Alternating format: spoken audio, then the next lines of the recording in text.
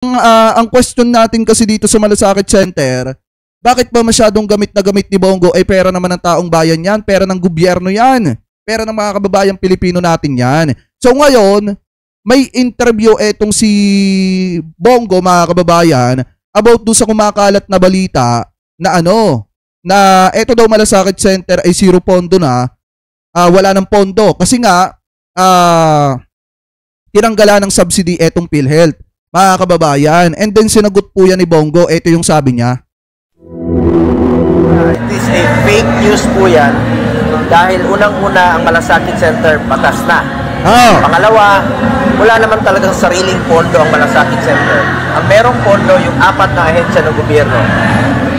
DOH, meron silang MAIFIP. DSWD, may pagtulong sila. PhilHealth, mandated na babawasan po ang